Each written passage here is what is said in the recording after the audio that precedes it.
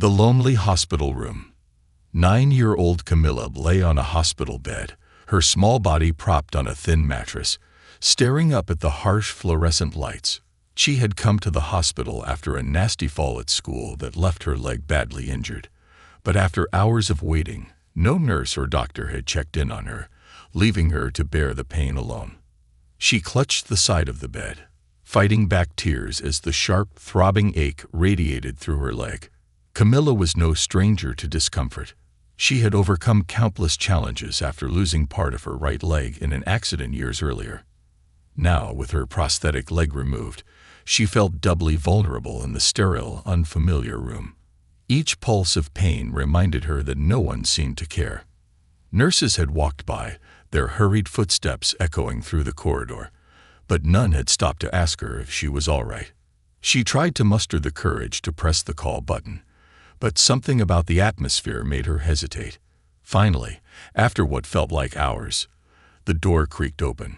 Camilla's heart leaped with a small, fragile hope. But the figure entering the room wasn't the caring nurse she'd hoped for. Instead, a woman with a stern, impatient expression stepped in, glancing at Camilla as if she were just another task on her endless to-do list. The nurse barely glanced at Camilla's leg, her cold gaze settling on her face instead. "What did you do this time?" she asked, her tone dripping with irritation. Camilla's cheeks flushed, and she tried to explain that she'd fallen, that she wasn't being careless, but the nurse cut her off with a dismissive wave. "Kids like you shouldn't be trying to do everything," the nurse muttered, shaking her head. "You're only going to end up here again." Camilla's stomach twisted at the harsh words, but she stayed quiet, too stunned to respond.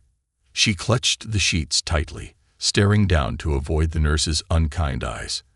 The nurse scribbled something on her clipboard without so much as another glance at Camilla's injured leg. Finally, the nurse left, leaving Camilla alone once more. She fought back tears, trying to be brave, just like her dad always told her. She wished he were here, wished he could see how badly she needed someone to listen. A father's determination. As Samuel sat in the hospital's waiting room, a gnawing unease began to consume him. He had been told to wait while Camilla was seen to, but hours had passed without any word. Every so often, he watched doctors and nurses rush by, busy with their own patients, yet no one stopped to update him. He clutched his phone tightly, his knuckles turning white, as he tried to resist the urge to barge into the hallway and demand to see his daughter. It was unlike him to feel so helpless, but the silence from the hospital staff left him uneasy. Finally, he decided he couldn't wait any longer. Standing up, he walked down the corridor, searching for any sign of where Camilla might be. He reached a small sign that read "Pediatric Recovery" and followed it, his footsteps echoing in the stark, sterile hallway. As he neared the end of the corridor, he saw the door to a room slightly ajar and heard the muffled sound of quiet sobbing.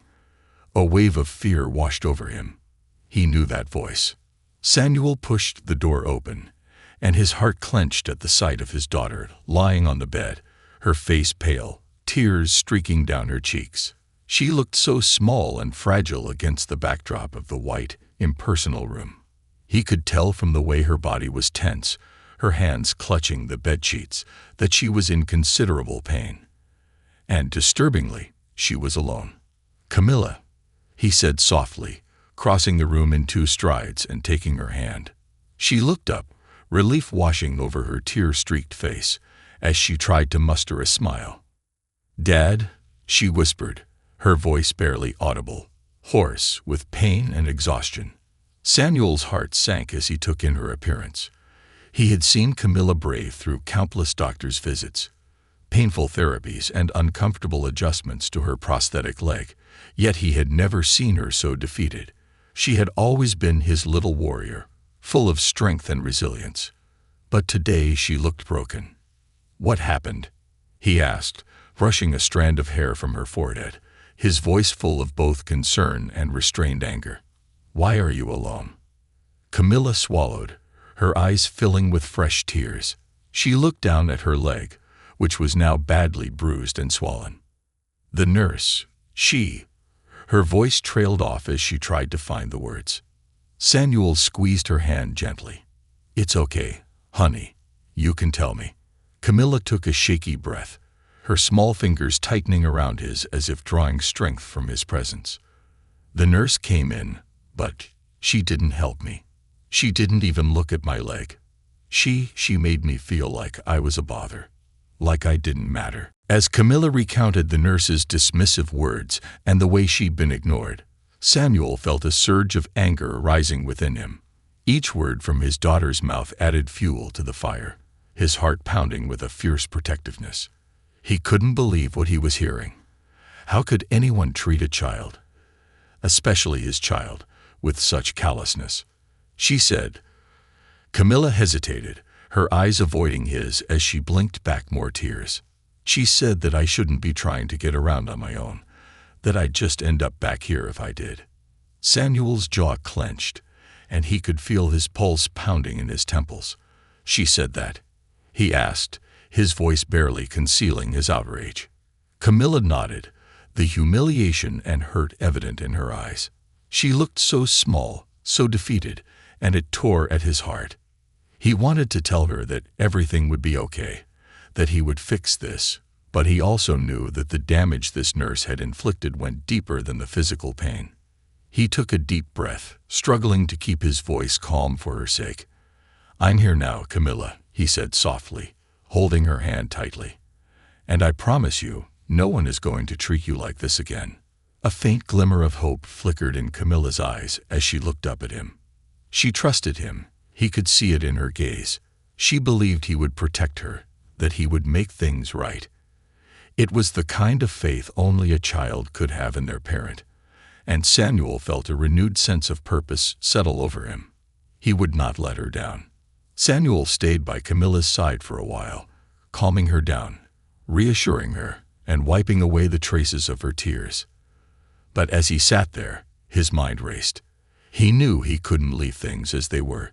This wasn't just about Camilla's immediate pain. It was about the unacceptable treatment she'd received, the indifference she'd faced from someone who was supposed to care. He couldn't, in good conscience, walk away from this without ensuring there would be consequences. Eventually, he stood up, kissed Camilla's forehead, and promised he would be right back. I'm going to find someone who can fix this, he told her, his voice firm but calm. You're going to get the care you deserve. He left her room, his eyes steely with determination, as he marched down the hallway. He stopped at the nurse's station and waited until one of the staff noticed him. A young nurse looked up, slightly startled by his intense expression. Can I help you, sir? She asked, her voice tentative. I need to speak with the person in charge, Samuel replied, his tone leaving no room for argument. Right now. The young nurse looked taken aback, but nodded quickly, disappearing down the hall. A few minutes later, an older woman in a crisp white coat approached him. She introduced herself as Dr. Lorraine, the head nurse, and led him into a small office where they could speak privately. Mr. Reno, I understand you have some concerns about your daughter's care, Dr. Lorraine asked, folding her hands neatly on her desk. Samuel took a deep breath, gathering his thoughts before speaking. My daughter, Camilla, has been neglected and humiliated by one of your nurses, he began, his voice steady but full of barely contained anger. She was left alone in pain for hours, and when a nurse finally came, she treated my daughter like she was nothing more than an inconvenience. Dr. Lorraine's face remained impassive, though Samuel thought he saw a flicker of discomfort in her eyes. I'm very sorry to hear that, Mr. Reno, she said calmly. I assure you, we take all complaints seriously, and we will investigate this matter thoroughly. I don't want promises or apologies, Samuel replied, his voice firm. I want to know that my daughter, and every other patient in this hospital, will be treated with respect and compassion. Dr. Lorraine nodded, taking notes on a clipboard. Of course, I will personally review the records and speak with the staff involved. We strive to ensure the highest standard of care, and any failure to meet that standard is unacceptable. Samuel wasn't fully convinced by her words, but he appreciated her willingness to listen. He knew this was only the beginning of a long battle, but he was prepared to fight it every step of the way. Back in Camilla's room, Samuel returned to his daughter's side, his heart heavy, but his resolve stronger than ever. He took her hand, offering a reassuring smile. "They're going to make things right, Camilla. I promise you." Camilla managed a small smile, comforted by his presence. "Thank you, Dad," she whispered, her voice filled with gratitude. As Samuel sat by her bed, he knew that his fight wasn't over. This wasn't just about Camilla. It was about ensuring that no other child would be made to feel invisible in a place meant for healing. He would see this through to the end, for his daughter and for every patient who deserved more than the indifference she had faced. The hospital might try to brush off his complaints, but Samuel was determined to make them listen. And as he looked at his daughter, he knew he would do whatever it took to protect her and make sure that her pain, her courage, and her dignity would never again be disregarded. The fight for justice begins. Samuel sat by Camilla's bedside, watching the steady rise and fall of her chest as she slept. After everything she had been through, her face was finally relaxed, free from the pain and fear that had gripped her earlier. He felt a deep responsibility, not only as her father, but as her protector, to ensure that what had happened to her would never happen again. His mind raced with thoughts of what to do next. He had already spoken with the head nurse, Dr. Lorraine, but he knew that a single conversation wasn't enough. Apologies and empty promises wouldn't change the neglect that Camilla had suffered, nor would they change the hospital culture that allowed such cruelty to slip through the cracks. He decided he needed to go further, to uncover the depths of what was happening within these walls. Determined, Samuel took out his phone and began making a list of everyone he wanted to talk to.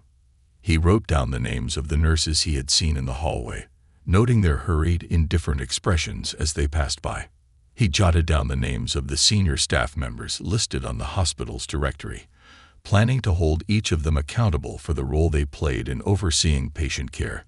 After a sleepless night, Samuel rose at dawn, giving Camilla a gentle kiss on her forehead before he headed out to find answers.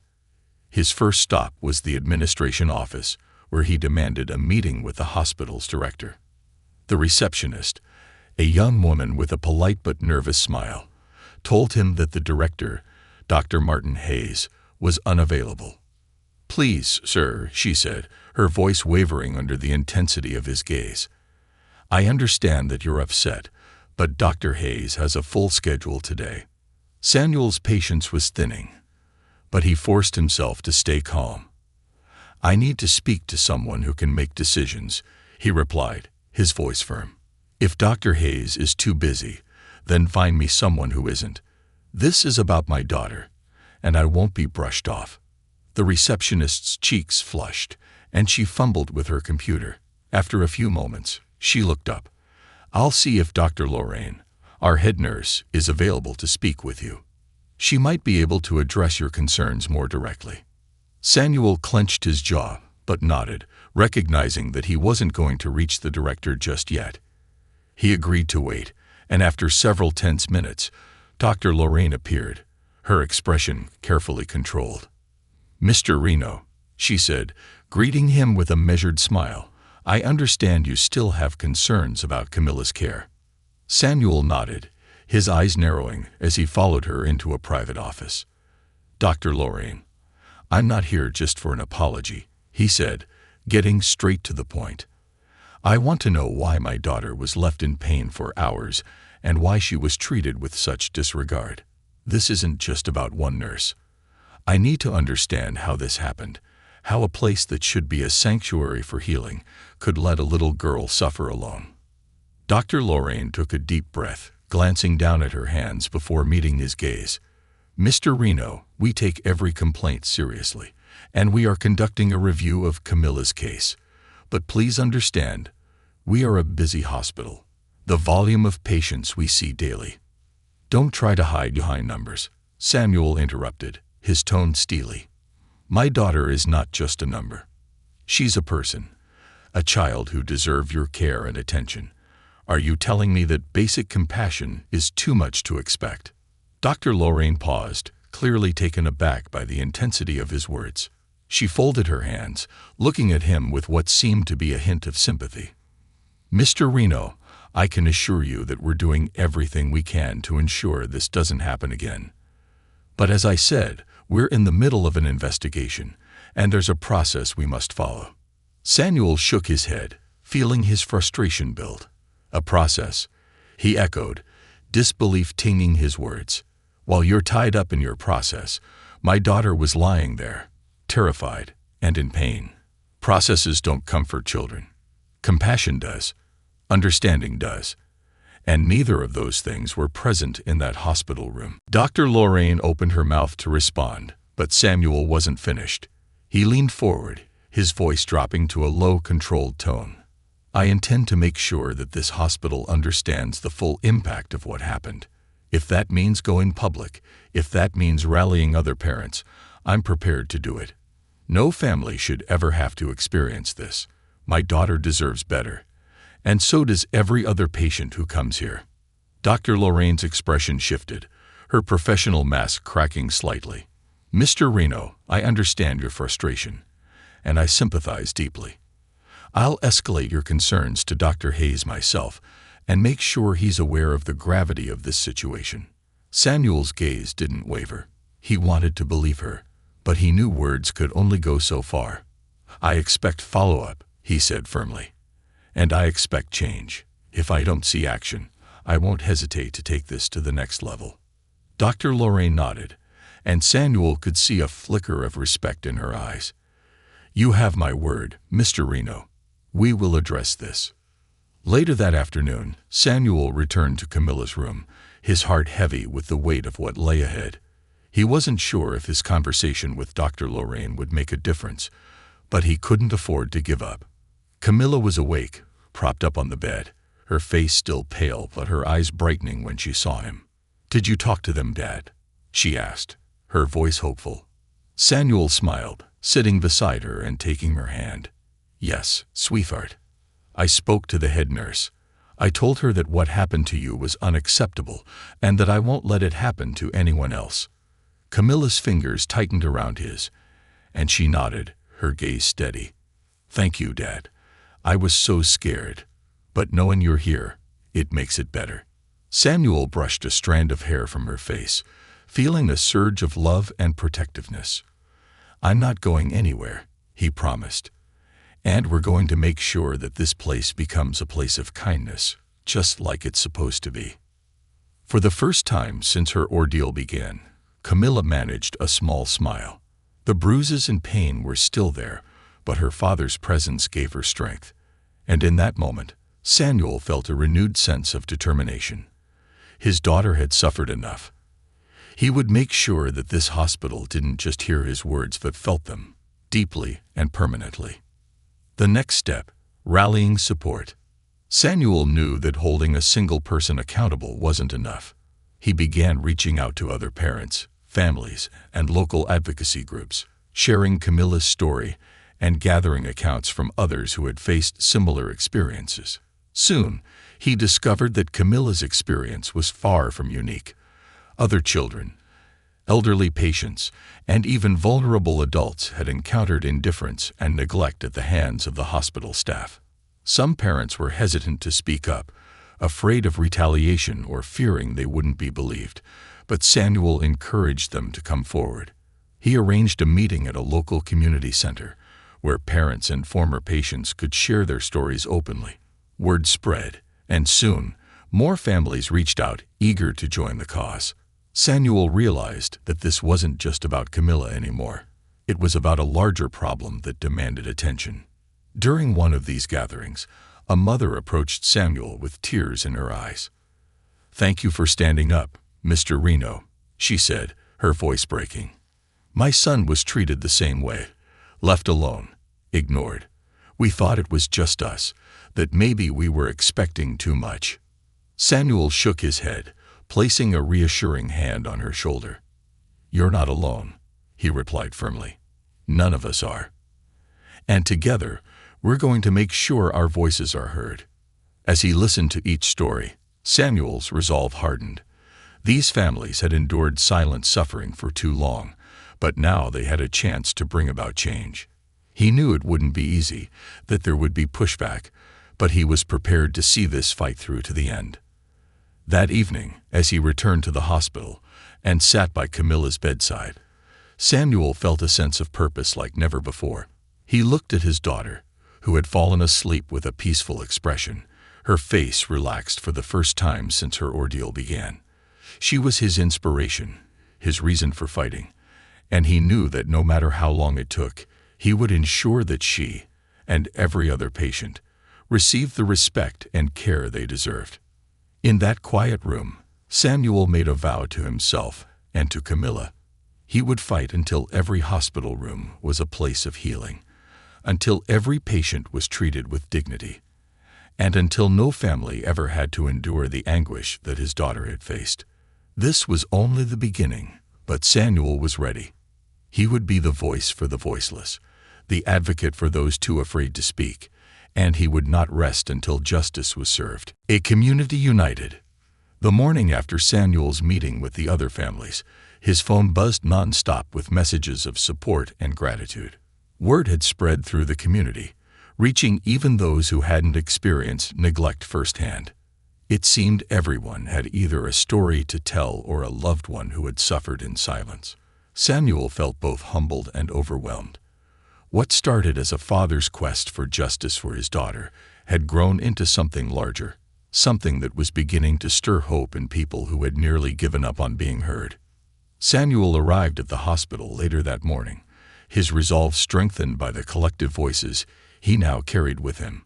As he walked through the sterile, brightly lit corridors, he noticed something unusual. People were watching him. Doctors, nurses, patients, and their families cast curious glances his way, their expressions a mix of intrigue and caution.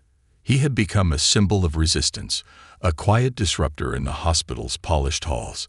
And he wasn't alone.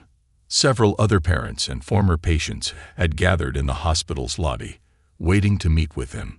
They were armed with stories, experiences, and a shared determination to see change happen. Dr. Martin Hayes, the hospital's director, had finally agreed to meet with Samuel. But Samuel wasn't going in alone. He entered the meeting room flanked by several parents and former patients, each of them carrying their own painful memories of neglect, indifference, and mistreatment. The group settled into the chairs arranged around the polished conference table, and a heavy silence filled the room as Dr. Hayes and several hospital administrators joined them. Dr. Hayes wore a tense smile, the corners of his mouth twitching as he greeted each member of the group, clearly uncomfortable with the unexpected turnout. "Mr. Reno," Dr. Hayes began, glancing nervously at the group around the table, "I was under the impression that this would be a private meeting." Samuel met his gaze, unflinching. "With all due respect, Dr. Hayes, these people have every right to be here. They've been through the same thing my daughter endured, and they deserve answers as much as I do." The director hesitated, his fingers tapping rhythmically against the table, but he nodded, resigned. "Very well," he said, his voice measured. "Let's hear what you all have to say." One by one, the parents and former patients shared their stories. Each account added another layer to the weight in the room, the collective sorrow and frustration mounting with each voice. A mother described how her son, barely 5 years old, had been left alone in a cold hospital room after a surgery, ignored for hours as he cried in pain. An elderly woman recounted the cold dismissal she received from staff after a fall, treated as if her vulnerability was a nuisance rather than a call for compassion. A young man spoke about his late father, who had spent his final days in this very hospital, abandoned by staff and family alike as his condition deteriorated.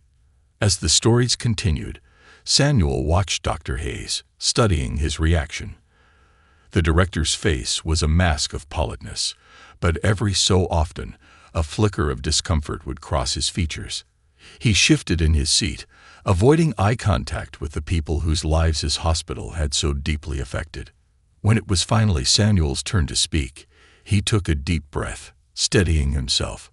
"Dr. Hayes," he began, his voice unwavering, "I brought my daughter here because I believed this was a place of healing, of care. I trusted your staff to treat her with the respect and compassion she deserves. But instead, she was left alone, in pain, and made to feel like her suffering didn't matter.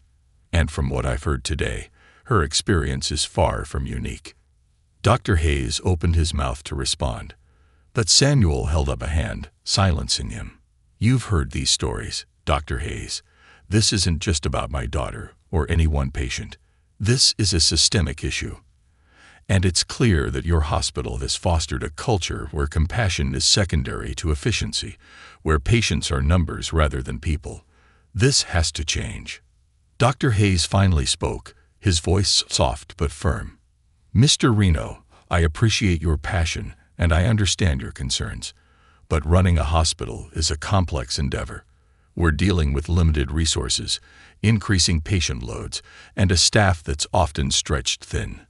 While I'm sympathetic to what you've all endured, there are realities we face that can't simply be addressed with words." A murmur of frustration rippled through the room, but Samuel remained calm, determined not to let Dr. Hayes shift the focus.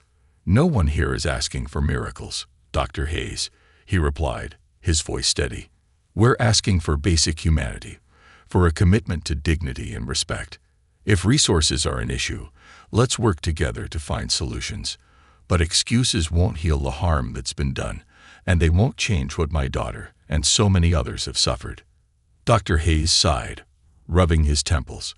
He glanced at his fellow administrators, each of whom looked equally uncomfortable.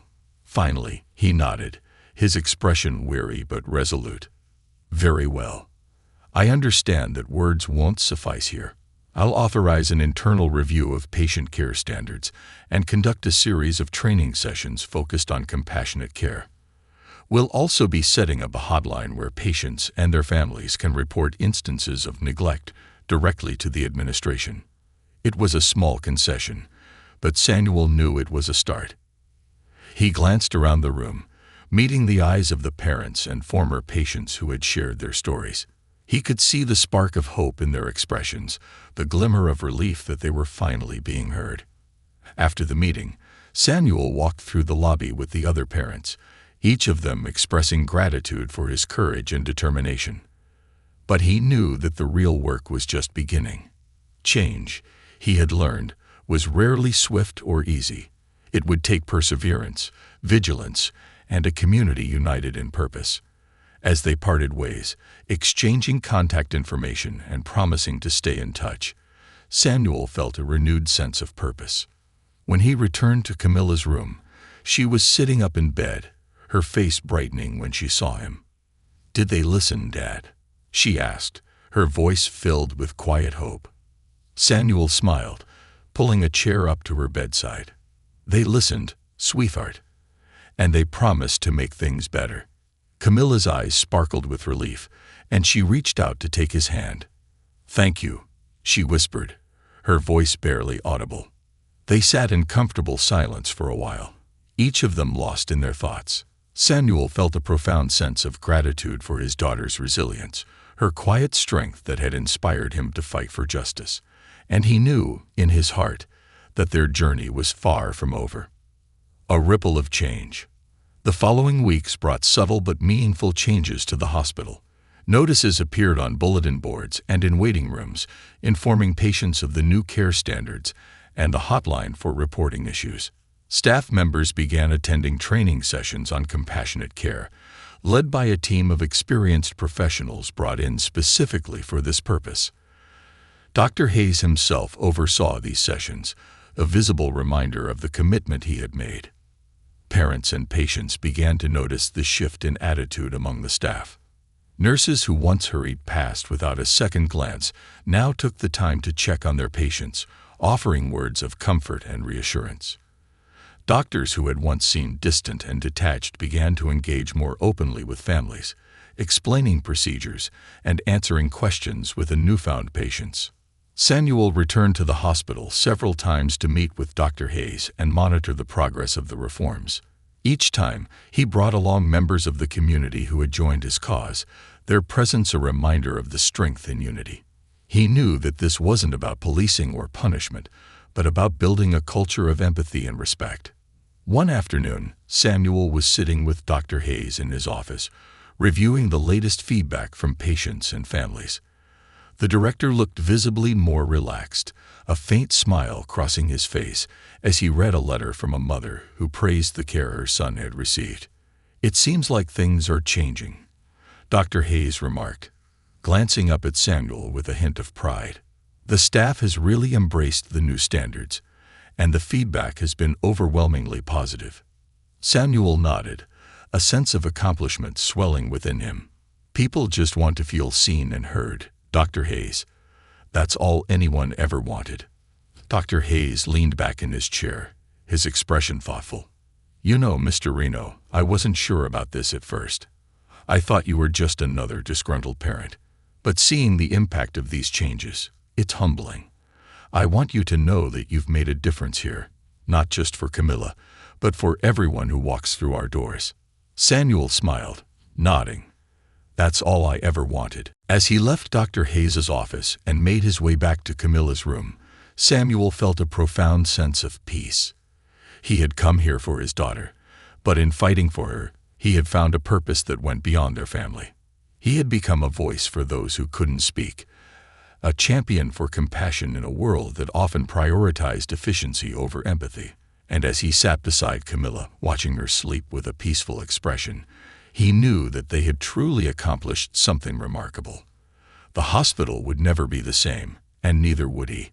He had found his voice, his strength, and a renewed belief in the power of community.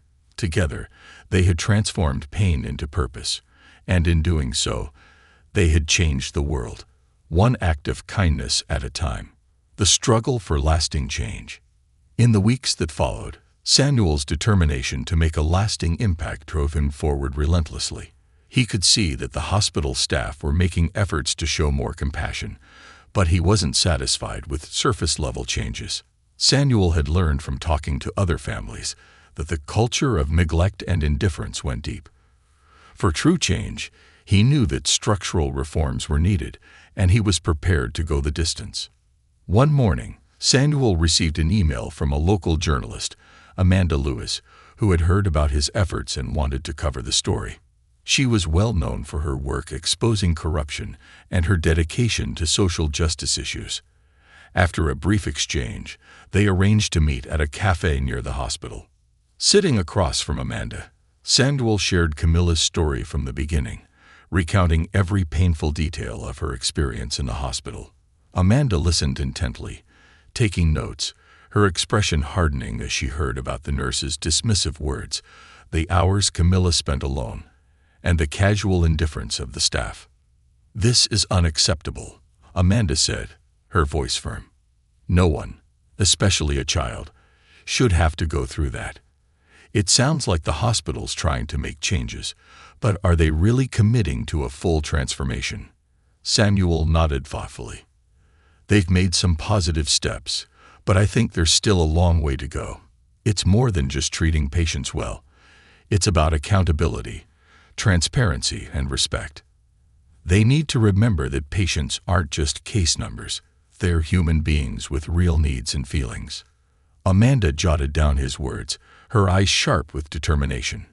"Samuel, I think this story has the potential to spark real change, but it's going to require pressure from the public. We need people to understand that this isn't just an isolated incident. It's a systemic issue."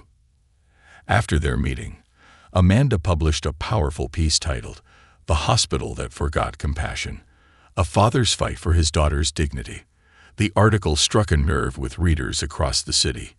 It painted a vivid picture of what Camilla and other patients had experienced, casting light on a side of healthcare that often went unseen. By the following day, the story had gone viral, shared on social media by thousands of people who were shocked and outraged by what they read. The public response was overwhelming. People left comments filled with support and empathy for Samuel and Camilla, along with calls for accountability and reform within the hospital. Stories from other former patients began to emerge, many sharing their own experiences of neglect or insensitivity in healthcare settings. Within days, the hospital was under intense public scrutiny, its reputation hanging by a thread. Backlash and persistence. However, with the sudden attention came a wave of backlash. Hospital administrators scrambled to address the negative publicity, holding emergency meetings and issuing statements. Some board members even attempted to downplay the issues raised by Amanda's article, framing the complaints as misunderstandings or isolated cases that didn't reflect the hospital's overall standards. Dr. Martin Hayes, the hospital director, was particularly resistant to the pressure. While he had agreed to some initial changes, he was growing increasingly uncomfortable with the demands for transparency and accountability. Samuel had several tense meetings with Dr. Hayes, each one more heated than the last. "We've done everything we can to address the issues," Dr. Hayes argued during one of their discussions. "We've implemented training. We've reviewed patient care protocols, and we've even set up a complaint hotline. At some point, Mr. Reno, we have to move forward." Samuel shook his head, refusing to back down. "Moving forward isn't the same as making things right, Dr. Hayes. Real change takes commitment.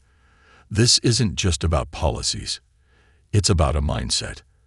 Until the staff understands that every patient deserves to be treated with dignity and respect, nothing will truly change." Dr. Hayes sighed, his frustration evident.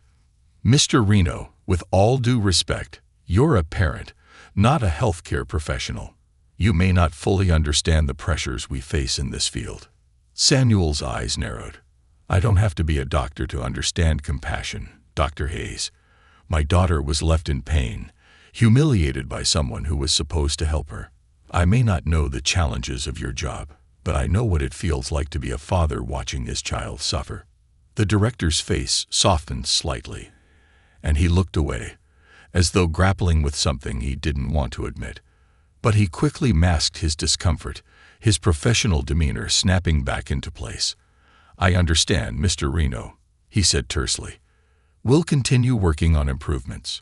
I assure you, the hospital is fully committed to its patients." As Samuel left the meeting, he felt a mixture of disappointment and determination. He knew that Dr. Hayes was resistant, but he wasn't going to let that stop him. If the hospital administration wouldn't take full responsibility, then he would find another way to hold them accountable. A broader movement.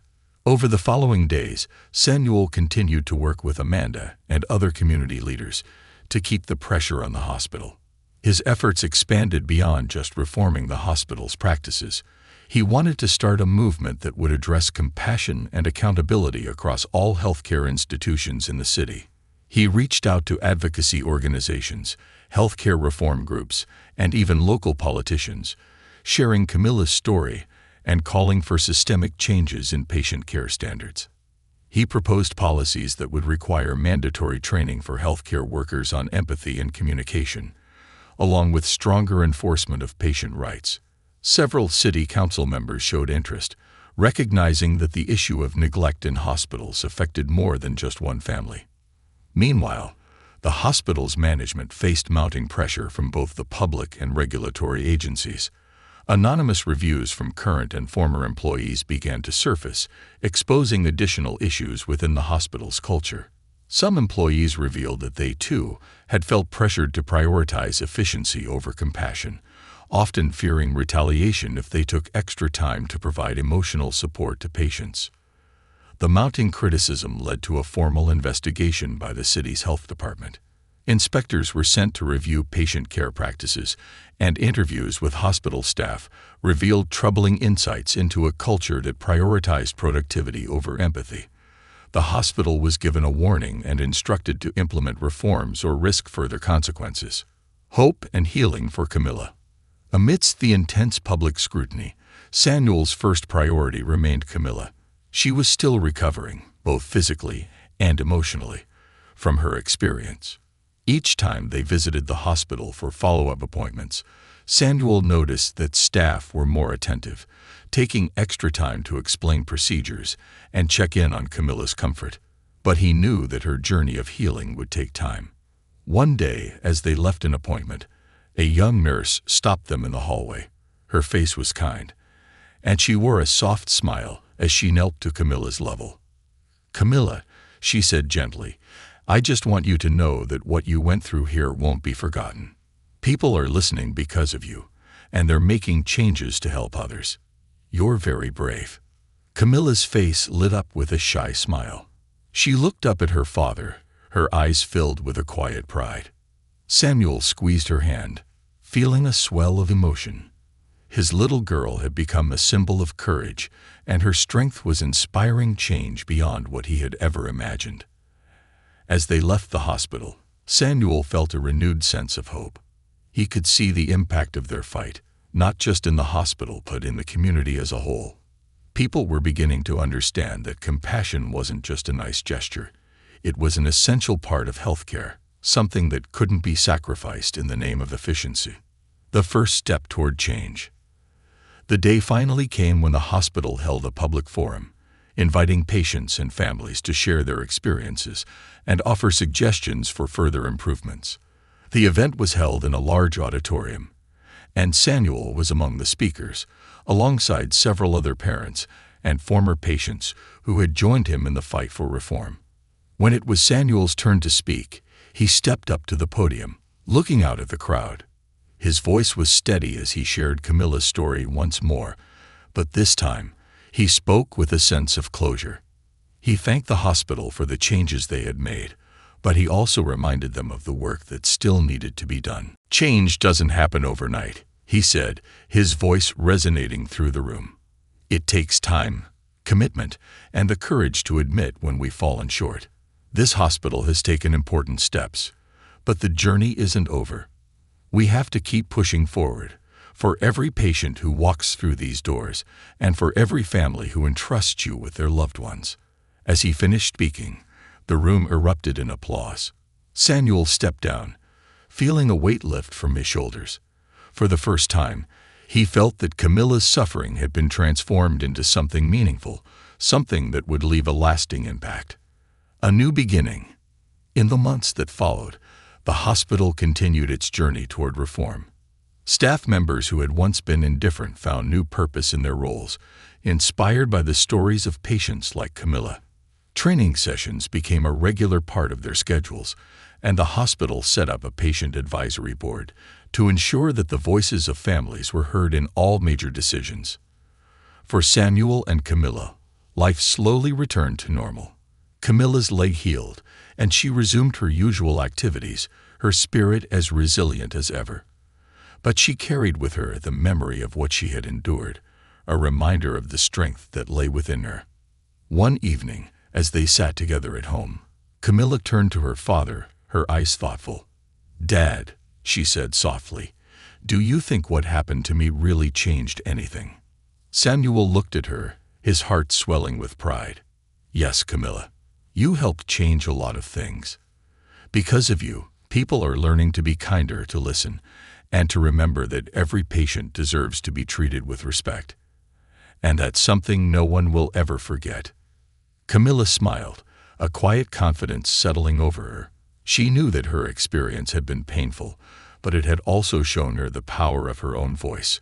And as she looked into her father's eyes, she knew that no matter what challenges lay ahead, she would face them with courage, knowing that her story had made a difference. The legacy of compassion.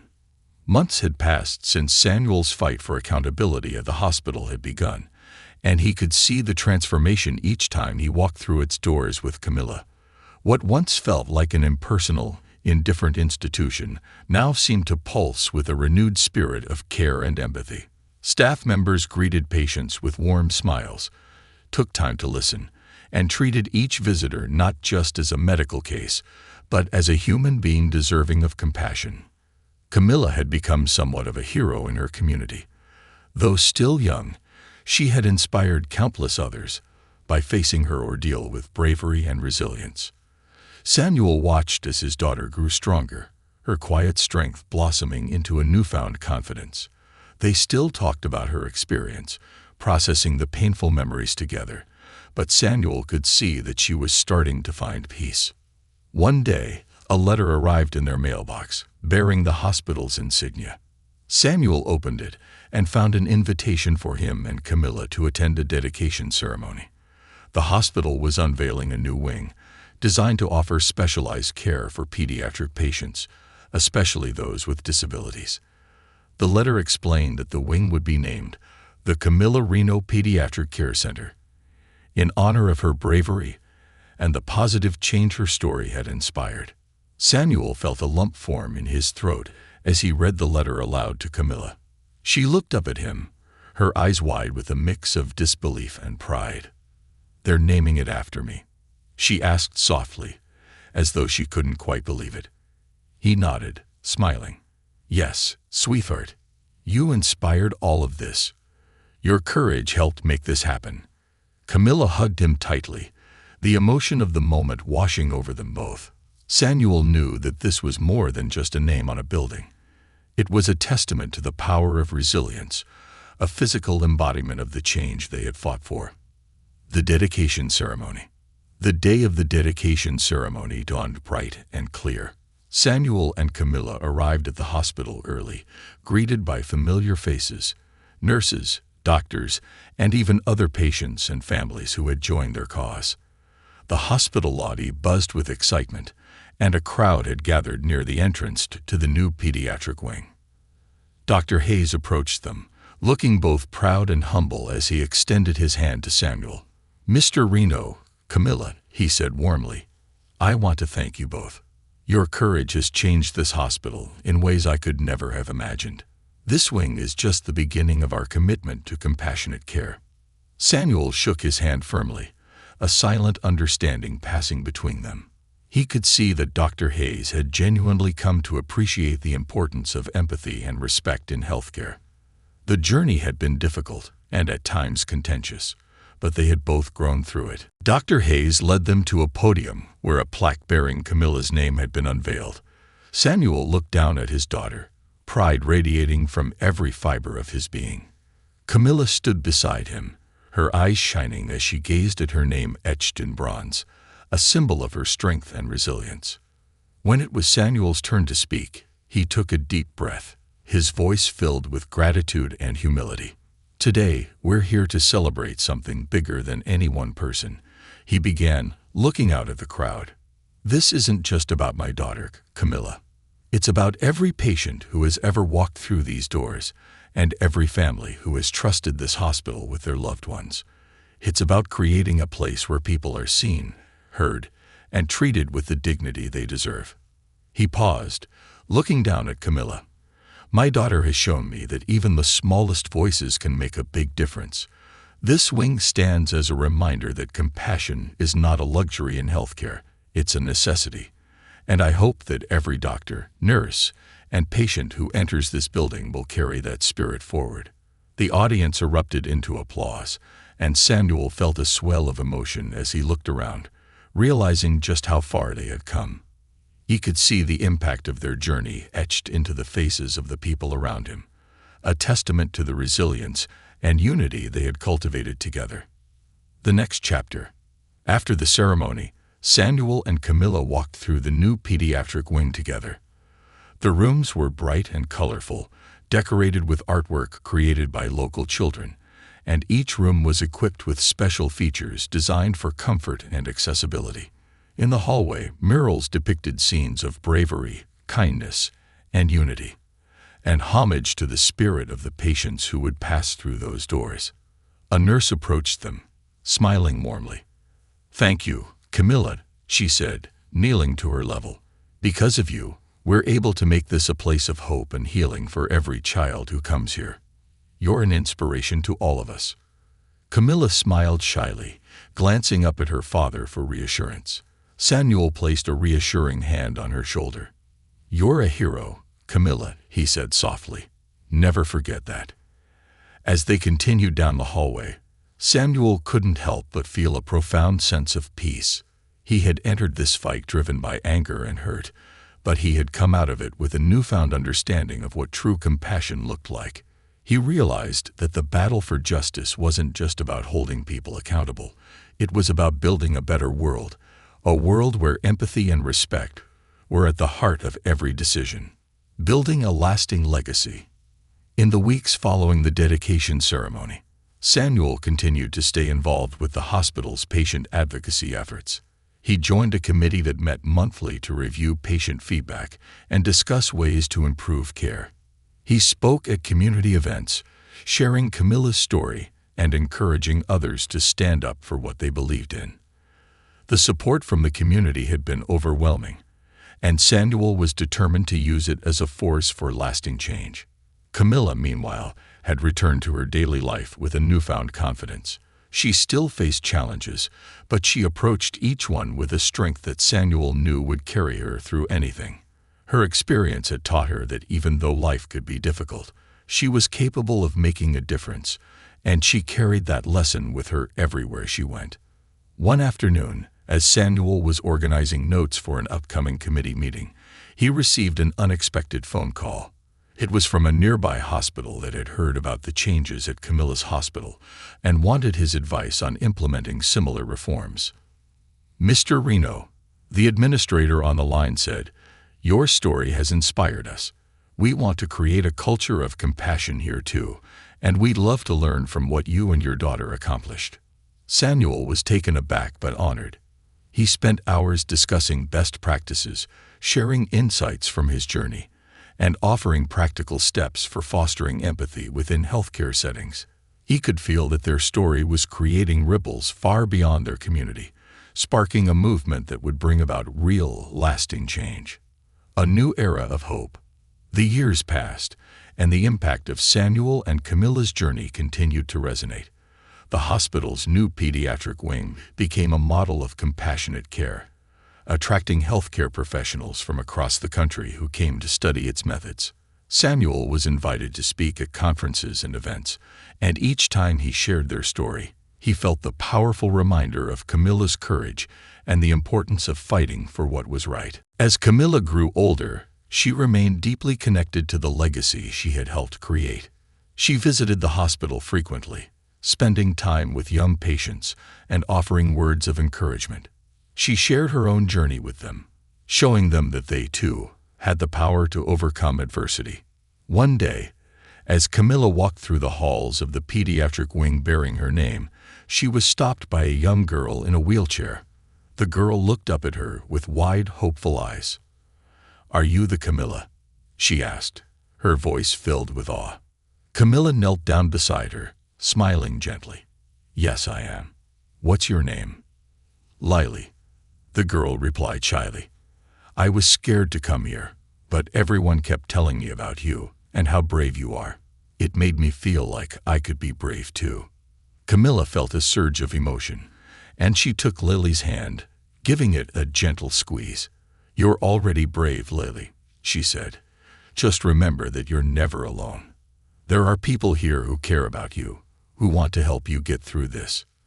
Lily's face brightened, and she gave Camilla a hug. In that moment, Camilla realized that the true legacy of her story wasn't just about the changes in the hospital. It was about the lives she had touched, the hearts she had inspired, and the hope she had ignited in others. A legacy of love and resilience. As Samuel watched Camilla that day, he felt a profound sense of pride. They had faced unimaginable pain and adversity, but they had emerged stronger, braver, and more compassionate.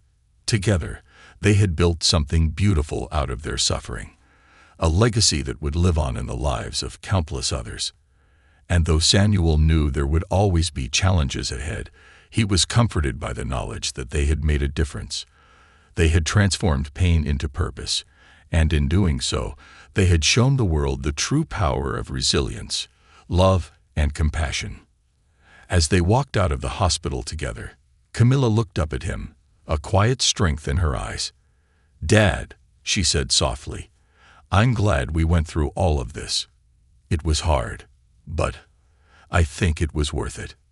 Samuel smiled, his heart swelling with pride and gratitude. "Me too, sweetheart," he replied, wrapping his arm around her.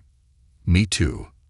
And as they walked into the future, side by side, They carried with them a legacy that would inspire generations to come. A legacy of hope, courage, and the unbreakable bond between a father and his daughter.